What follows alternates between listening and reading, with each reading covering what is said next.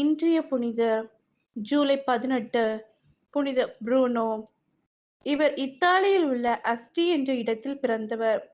சிறு வயதிலேயே கடவுள் மீது மிகுந்த பற்று கொண்ட இவர், இறைவன் தன்னை தனது பணிக்காக அழைப்பதை உணர்ந்ததும் புனித பெனடிக்ட் சபையில் சேர்ந்து துறவியானார். இவருக்கு 30 வயது நடக்கும் பொழுது, அப்பொழுது திருத்தந்தையாக இருந்த 2ஆம் கிரகோரி இவரிடமிருந்து ஞானத்தைக் கண்டு இவரை செக்னி என்ற இடத்தின் ஆயராக திருப்பொழிவு செய்தார். சிறிது காலத்திற்கு ஆயர் பணியை சிறப்பாக செய்த இவர், ஆயர் பணிக்கு நான் எந்த விதத்திலும் தகுதி இல்லாதவன் என்பதை உணர்ந்து அப்பதவியை ராஜினாமா செய்துவிட்டு முன்பிருந்த துறவு மடத்திற்கு சென்று ஒரு துறவியாக வாழ்ந்து வந்தார்.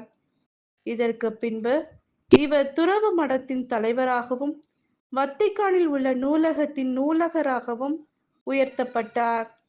தான் ஒவ்வொரு முறையும் பதவி உயர்த்தப்பட்ட போதெல்லாம் இவர் மிகவும் தாழ்ச்சியோடு நடந்து கொண்டார். இவர் நற்கருணையை குறித்து எழுதிய எழுத்துக்கள் எல்லாம் இன்றைக்கும் எல்லாராலும் வியந்து பாராட்டப்படுகிறது. இவருக்கு 1183ஆம் ஆண்டு புனிதர் பட்டம் கொடுக்கப்பட்டது.